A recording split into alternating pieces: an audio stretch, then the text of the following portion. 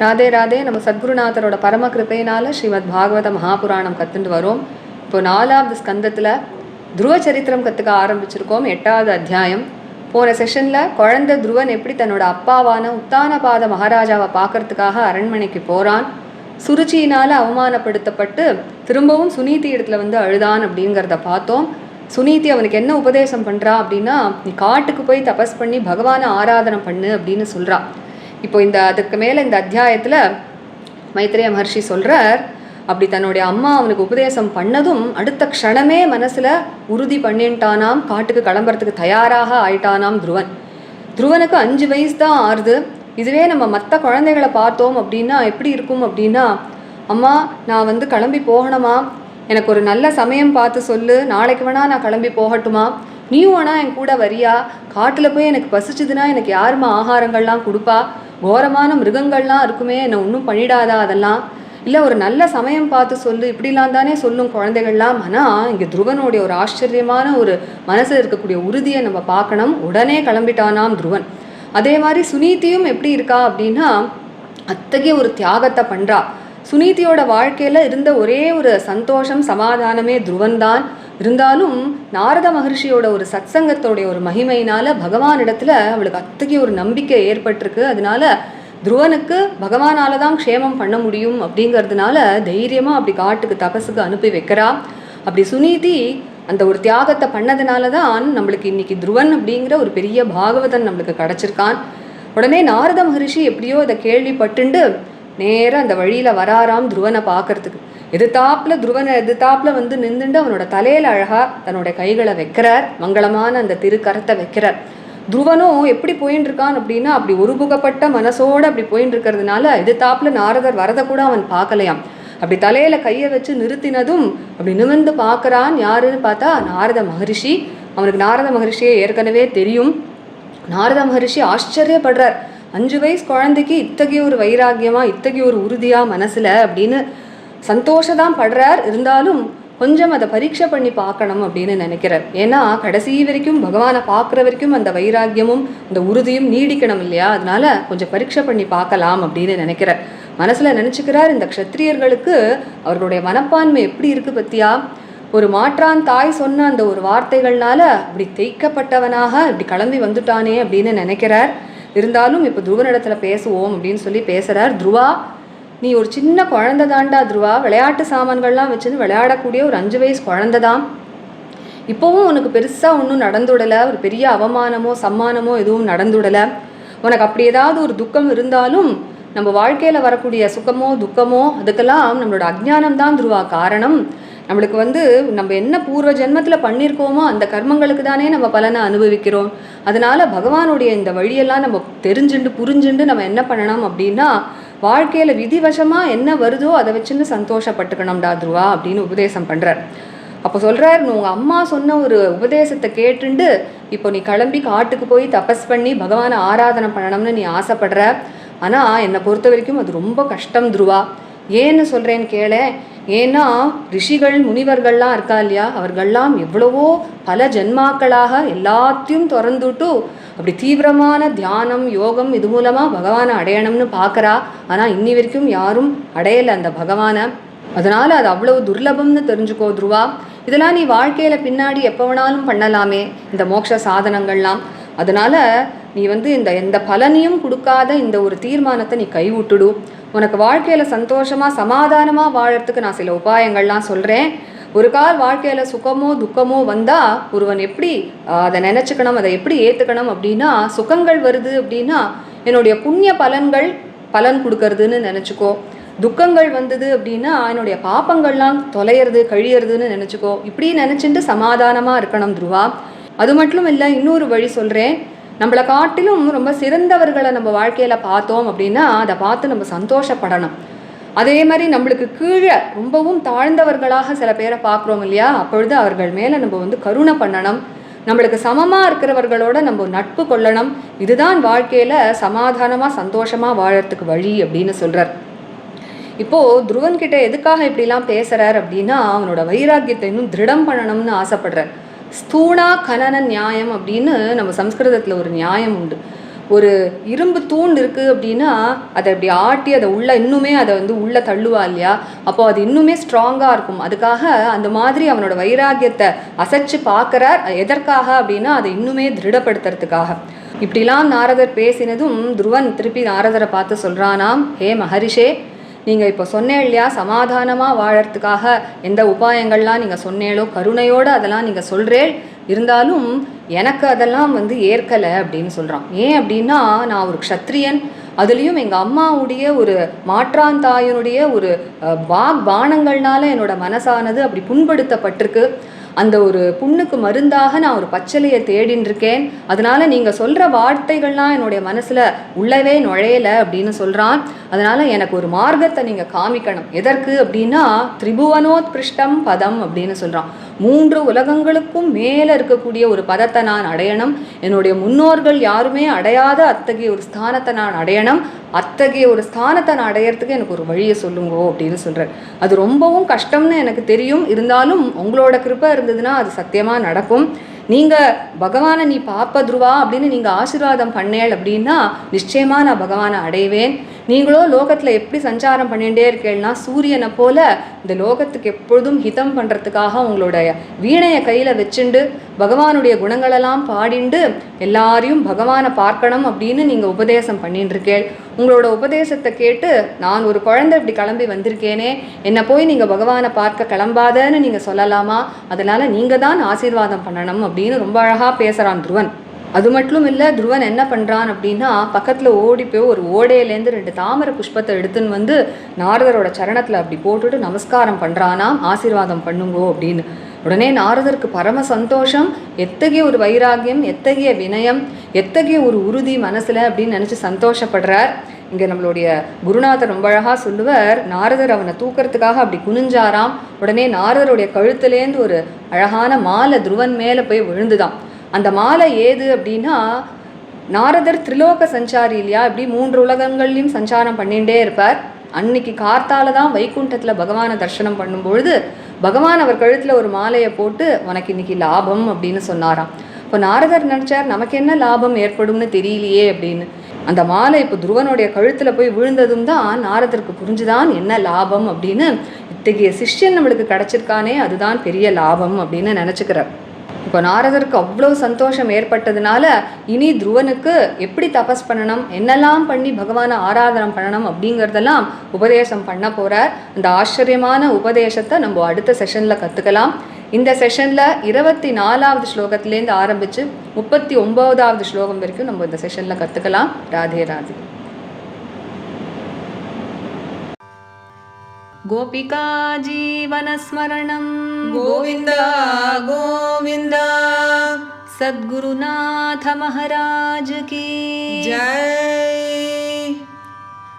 कलये सुन्दराकारं सदैकप्रियदर्शनम् अज्ञाननाशकं देवं सद्गुरुं मुरलीधरम् मुरलीमण्डितकरकमलं मुनिजनमोहनं व्यत्यस्तपादं वनमालाधारिणं प्रेमभक्तमण्डलनित्यकीर्तितं श्रीप्रेमिकवरदम् आश्रयेऽहम्। जन्माद्यस्य यतोऽन्वयादितरतश्चार्थेष्वभिज्ञस्वराट् तेने ब्रह्महृदायादिकवये मुह्यन्ति यत्सूरयः।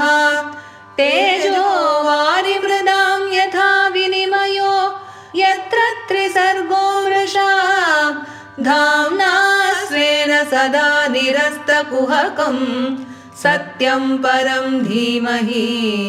धर्मः प्रोज्झितकैतवोऽत्र परमो निर्मत्सराणां सतां वेद्यं वास्तवमत्र वस्तु शिवदं तापत्रयोन्मूलनं। श्रीमद्भागवते महामुनिकृते किं वा परैरीश्वरः सद्यो हृद्यवरुध्यतेऽत्र कृतिभिः शुश्रूषुभिस्तत्क्षणात् निगमकल्पतरोर्गलितं फलं शुकमुखादमृतद्रवसंयुतं पिबत भागवतं रसमालयं मुहुरहो रसिका भुवि भावुकाः यं प्रव्रजन्तमनुपेतमपेतकृत्यं द्वैपायनो विरहकातराजुहाव पुत्रेति तन्मयतया तरवोऽभिनेदुः तं सर्वभूतहृदयं मुनिमानतोऽस्मि यस्वानुभावमखिल श्रुतिसारमेकम् अध्यात्मदीपम् अतितितीर्षतां तमोऽन्धं संसारिणां करुणयाः पुराणगुह्यं तं व्याससूनुमुपयामि गुरुं मुनीनां नारायणं नमस्कृत्य नरं चैव नरोत्तमं देवीं सरस्वतीं व्यासं ततो जयमुदीरयेत् कृष्णाय वासुदेवाय देवकीनन्दनाय च नन्दगोपकुमाराय गोविन्दाय नमो नमः कृष्णाय वासुदेवाय हरये परमात्मने प्रणतक्लेशनाशाय गोविन्दाय नमो नमः नाम संकीर्तनं यस्य सर्वपापप्रणाशनं प्रणामो दुःखशमनः तं नमामि हरिं परम्। गोपिका जीवनस्मरणं गोविन्द गोविन्द सद्गुरुनाथ महाराज की जय। मैत्रेय उवाच मैत्रेय उवाच एवं सञ्जल्पितं मातुः एवं सञ्जल्पितं मातुः एवं सञ्जल्पितं मातुः आकर्ण्य अर्थागमं वचः आकर्ण्यार्थागमं वचः आकर्ण्यार्थागमं वचः सन्नियम्य आत्मनात्मानं सन्नियम्यात्मनात्मानं संनियम्यात्मनात्मानं निश्चक्राम पितुः पुरात् निश्चक्राम पितुः पुरात् निश्चक्राम पितुः पुरात् नारदः तद् उपाकर्ण्य नारदस्तदुपाकर्ण्य नारदस्तदुपाकर्ण्य ज्ञात्वा तस्य चिकीर्षितम् ज्ञात्वा तस्य चिकीर्षितम् ज्ञात्वा तस्य चिकीर्षितम् स्पृष्ट्वा मूर्धनि अघघ्नेन स्पृष्ट्वा मूर्धन्यघघ्नेन स्पृष्ट्वा मूर्धन्यघघ्नेन पाणिना प्राह विस्मितः पाणिना प्राह विस्मितः पाणिना प्राह विस्मितः अहो तेजः क्षत्रियाणाम् अहो तेजः क्षत्रियाणाम् अहो तेजः क्षत्रियाणाम् मानभङ्गम् अमृष्यताम् मानभङ्गम् अमृष्यताम् मानभङ्गम् अमृष्यताम् बालोऽप्ययं हृदा धत्ते बालोऽप्ययं हृदा दत्ते बालोऽप्ययं हृदा धत्ते यत्समातुः असद्वचः यत्समातुरसद्वचः यत्समातुरसद्वचः नारद उवाच नारद उवाच न अधुनापि अवमानं ते नाधुनाप्यवमानं ते नाधुनाप्यवमानं ते सम्मानं वापि पुत्रक सम्मानं वापि पुत्रक सम्मानं वापि पुत्रक लक्षयामः कुमारस्य लक्षयामः कुमारस्य लक्षयामः कुमारस्य सक्तस्य क्रीडनादिषु सक्तस्य क्रीडनादिषु सक्तस्य क्रीडनादिषु विकल्पे विद्यमानेऽपि विकल्पे विद्यमानेऽपि विकल्पे विद्यमानेऽपि न हि असन्तोषहेतवः न ह्यसन्तोषहेतवः न ह्यसन्तोषहेतवः पुंसो मोहं ऋते भिन्ना पुंसो मोहं ऋते भिन्ना पुंसो मोहं ऋते भिन्ना यल्लोके निजकर्मभिः यल्लोके निजकर्मभिः यल्लोके निजकर्मभिः परितुष्येत् ततस्तात् परितुष्येत् ततस्तात् परितुष्येत् ततस्तात् तावन्मात्रेण पूरुषः तावन्मात्रेण पूरुषः तावन्मात्रेण पूरुषः दैवोपसादितं यावत् दैवोपसादितं यावत् दैवोपसादितं यावत् वीक्ष्य ईश्वरगतिं बुधः वीक्ष्येश्वरगतिं बुधः वीक्ष्येश्वरगतिं बुधः अथ मात्रोपदिष्टेन अथ मात्रोपदिष्टेन अथ मात्रोपदिष्टेन योगेन अवरुरुत्ससि योगेनावरुरुत्ससि योगेनावरुरुत्ससि यत्प्रसादं स वै पुंसाम् यत्प्रसादं स वै पुंसां यत्प्रसादं स वै पुंसां दुराराध्यो मतो मम दुराराध्यो मतो मम दुराराध्यो मतो मम मुनयः पदवीं यस्य मुनयः पदवीं यस्य मुनयः पदवीं यस्य निस्सङ्गेन उरुजन्मभिः निस्सङ्गेनोरुजन्मभिः निस्सङ्गेनोरुजन्मभिः न विदुः मृगयन्तोऽपि न विदुर्मृगयन्तोऽपि न विदुर्मृगयन्तोऽपि तीव्रयोगसमाधिना तीव्रयोगसमाधिना तीव्रयोगसमाधिना अतो निवर्तताम् एष अतो निवर्तताम् येष अतो निवर्तताम् येष निर्बन्धः तव निष्फलः निर्बन्धस्तव निष्फलः निर्बन्धस्तव निष्फलः यतिष्यति भवान् काले यतिष्यति भवान् काले यतिष्यति भवान् काले श्रेयसां समुपस्थिते श्रेयसां समुपस्थिते श्रेयसां समुपस्थिते यस्य यद्दैवविहितं यस्य यद्दैवविहितं यस्य यद्दैवविहितं स तेन सुखदुःखयोः स तेन सुखदुःखयोः स तेन सुखदुःखयोः आत्मानं तोषयन् देहि आत्मानं तोषयन्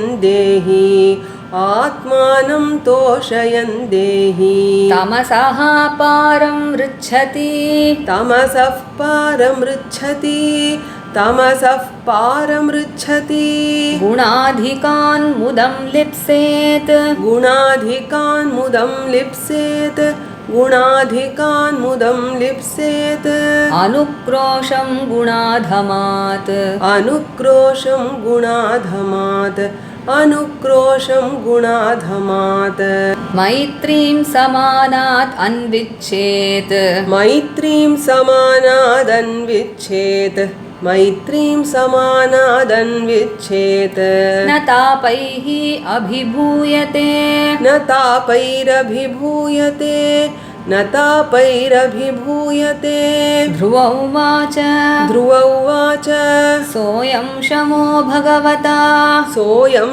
शमो भगवता सोऽयं शमो भगवता सुखदुःखहतात्मनां सुखदुःखहतात्मनां सुखदुःखहतात्मनां दर्शितः कृपया पुंसां दर्शितः कृपया पुंसां दर्शितः कृपया पुंसां दुर्दर्शो अस्मद्विधैस्तु यः दुर्दर्शोऽस्मद्विधैस्तु यः दुर्दर्शोऽस्मद्विधैस्तु यः अथापि मे अविनीतस्य अथापि मे अविनीतस्य अथापि मे अविनीतस्य क्षात्रं घोरम् उपेयुषः क्षात्रं घोरमुपेयुषः क्षात्रं घोरमुपेयुषः सुरुच्या दुर्वचो बाणैः सुरुच्या दुर्वचो बाणैः सुरुच्या दुर्वचो बाणैः न भिन्ने श्रयते हृदि न भिन्ने श्रयते हृदि न भिन्ने श्रयते हृदि पदं त्रिभुवनोत्कृष्टं पदं त्रिभुवनोत्कृष्टं पदं त्रिभुवनोत्कृष्टं जिगीषोः साधुवर्त्म मे जिगीषोः साधुवर्त्म मे जिगीषोः साधुवर्त्म मे ब्रूहि अस्मत् पितृभिः ब्रह्मन् ब्रूह्यस्मत् पितृभिर्ब्रह्मन् ब्रूह्यस्मत् पितृभिर्ब्रह्मन् अन्यैरपि अनधिष्ठितम् अन्यैरप्यनधिष्ठितम् अन्यैरप्यनधिष्ठितम् नूनं भवान् भगवतो नूनं भवान् भगवतो नूनं भवान् भगवतो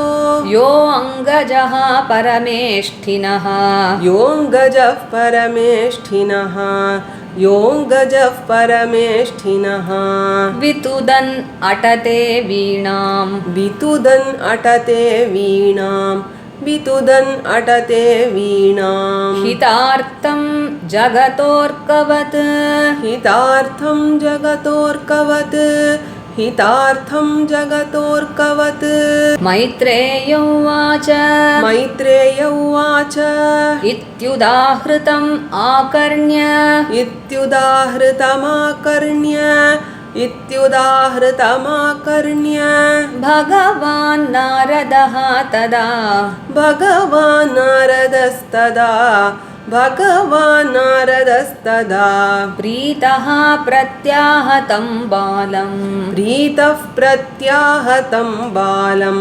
प्रीतः प्रत्याहतं बालं सद्वाक्यम् अनुकम्पया सद्वाक्यम् अनुकम्पया सद्वाक्यम् अनुकम्पया 24வது ஸ்லோகத்திலேருந்து 39 வரைக்கும் சேர்ந்து படிக்கலாம் from the 24th till the 39th Maitreya उवाच एवं सञ्जल्पितं मातुः आकर्ण्यार्थागमं वचः सन्नियम्यात्मनात्मानं निश्चक्राम पितुः पुरात् नारदस्तदुपाकर्ण्य ज्ञात्वा तस्य चिकीर्षितं स्पृष्ट्वा मूर्धन्यघग्नेन पाणिना प्राह विस्मितः अहो तेजः क्षत्रियाणां मानभङ्गम् अमृष्यतां बालोऽप्ययं हृदा धत्ते यत्समातुरसद्वचः नारद उवाच नाधुनाप्यवमानं ते सम्मानं वापि पुत्रक लक्षयामः कुमारस्य सक्तस्य क्रीडनादिषु विकल्पे विद्यमानेऽपि न ह्यसन्तोषहेतवः पुंसो मोहमृते भिन्ना यल्लोके निजकर्मभिः परितुष्येत्ततस्तात तावन्मात्रेण पूरुषः दैवोपसादितं यावद् वीक्षेश्वर गतिं बुधः अथ मात्रोपदिष्टेन योगेनावरुरुत्ससि यत्प्रसादं स वै पुंसां दुराराध्यो मतो मम मुनयः पदवीं यस्य निस्सङ्गेनोरुजन्मभिः न विदुर्मृगयन्तोऽपि तीव्रयोगसमाधिना अतो निवर्ततामेष निर्बन्धस्तव निष्फलः यतिष्यति भवान् काले श्रेयसां समुपस्थिते यस्य यद्दैव विहितं स तेन सुखदुःखयोः आत्मानं तोषयन् देहि तमसः पारमृच्छति गुणाधिकान् मुदं लिप्सेत् अनुक्रोशं गुणाधमात् मैत्रीं समानादन्विच्छेत् न तापैरभिभूयते ध्रुव उवाच सोऽयं शमो भगवता सुखदुःखहतात्मनां दर्शितः कृपया पुंसां दुर्दर्शोऽस्मद्विधैस्तु यः अथापि मे विनीतस्य क्षात्रं घोरमुपेयुषः सुरुच्या दुर्वचो बाणैः न भिन्ने श्रयते हृदि पदं त्रिभुवनोत्कृष्टं जिगीषोः साधु वर्त्म मे ब्रूह्यस्मत्पितृभिर्ब्रह्मन् अन्यैरप्यनधिष्ठितं नूनं भवान् भगवतो योऽङ्गजः परमेष्ठिनः वितुदन् अटते वीणां हितार्थं जगतोऽर्कवत् मैत्रेय उवाच इत्युदाहृतमाकर्ण्य भगवान् नारदस्तदा प्रीतः प्रत्याहतं बालं सद्वाक्यम् अनुकम्पया श्रीहरये नमः श्रीहरये नमः श्रीहरये नमः गोपिका जीवनस्मरणं गोविन्द गोविन्द சத்குரு மகாராஜ் கி ஜெய். இந்த செஷன் நம்ம படித்த ராகம் நாட்டை நம்ம அடுத்த செஷனில் அதற்கு மேலே இந்த அத்தியாயத்தை கற்றுக்கலாம். Radhe Radhe. Radhe Radhe. By the grace of our Guru Maharaj, we are learning Srimad Bhagavata Mahapurana. And now in the 4th skanda, we started learning the Dhruva Charitra, that is the 8th chapter. And in the previous session, we saw how Dhruva wanted to meet his father, who is the king Uttanapada, and he was insulted by his stepmother Suruchi, and he came back to Suniti and poured out his heart to her. And now Suniti sent Dhruva to tapas in the forest because she wanted Bhagavan for his protection, and she gave him all the advice that was needed for that. And now further in this chapter, as soon as Dhruva heard these words of advice from his mother Suniti, the next moment, the very next moment, he made up his mind and he was on his way. He left his palace immediately to do tapas. Dhruva was just 5 years old, and we must be surprised at his determination and willpower, because any other child would hesitate, isn't it? If his mother told him something like that, he would say, "Mother, shall I go tomorrow, or will you also come with me? Because if I feel hungry, who will give me food? And will there not be wild animals in the forest, and will they not harm me? Or perhaps you must see some good time when I must start." So this is the way children would react, isn't it? No such questions at all, no such words. The very next moment, Dhruva set out to the forest for tapas. And Suniti also, she was such a brave mother. Because of the satsanga of Narada Maharishi, she had such great faith in Bhagavan that she knew that it was Bhagavan alone who could protect Dhruva. And so she did such a great sacrifice of sending Dhruva to the forest, because Dhruva was her only solace in her life, but still she sacrificed that. And it was only because of her sacrifice that today we have such a great Bhagavata called Dhruva. And somehow Narada Maharishi, he came to know of all this, and he wanted to meet Dhruva on his way. So he just came in the opposite direction, and he placed his hands on Dhruva's head. And Dhruva was so intently walking on the path with his mind fixed on tapas that he didn't even notice Narada Maharishi coming opposite to him. And so he just looked up to see who it was, and he knew him already. He saw that it was Narada Maharishi. And Narada was so much surprised to look at Dhruva's determination and vairagya, and he was indeed very happy, but he wanted to test him a bit so that it would last till the end. And so he thought, just look at the spirit of these Kshatriya boys. He was being so much stung by the words of his stepmother, and he has now set out for tapas. And so Narada Maharishi spoke to Dhruva. He said, "Oh Dhruva, even now nothing big has happened, because you are just a small child of 5 who plays with his toys. There is no great honor or dishonor in what has happened now. And even if you have such notions, then all that is only because of ignorance, and in truth, there is no sorrow at all. And we all only reap the fruits of our past actions, isn't it, Dhruva? So, understanding these ways of God, what a person must do is, we must always feel satisfied with whatever we get in life through the will of providence, he says. And now I can see that you wish to attain the grace of Bhagavan by doing tapas as instructed by your mother. But let me tell you, Dhruva, it is something very, very difficult. It is almost impossible. Let me tell you why. Because all the sages and rishis, they have sacrificed everything in their life, and over many janmas, over many lives, they are trying to reach Bhagavan through deep samadhi and yoga, but still they haven't reached him at all. And so it is so difficult. So it is better you withdraw from this futile endeavor of yours. You can always do this anytime later in your life. And let me give you a practical advice for living happily in this world. When we get some joy in life, we must think that it is all because of our past merits. And when we get some sorrows, we must think that our past sins are being destroyed. And so in this manner, we can be happy always. And not only that, whenever we see somebody who is very superior to us in life, we must be pleased with that. And when we see somebody very inferior to us, then we must take pity on them. And when we see somebody who is on par with us, then we must make friends with them. We must befriend them. So this is the path to happiness in life, he says.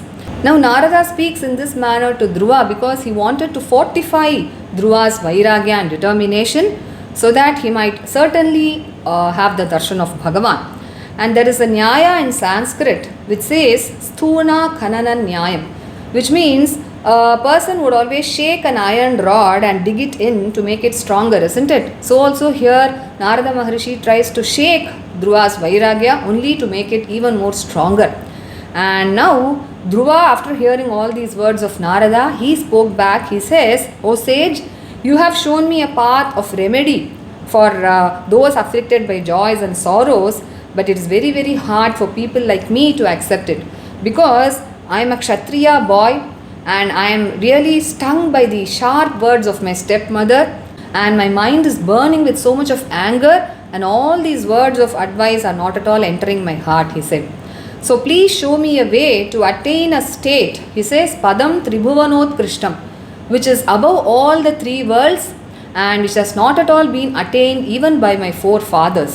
And I know that though it is really impossible, it is very much possible by your grace, because you always keep moving this world like the sun god for the benefit of this entire world, by always singing the glories of Lord Hari on your veena, and also inspiring everybody to chant his names and also to have his darshan. Then why do you dissuade me who has chosen this path that you advocate always?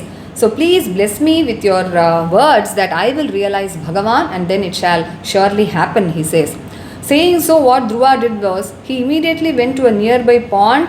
He brought 2 lotuses and offered it at the feet of Narada Maharishi and prostrated to him.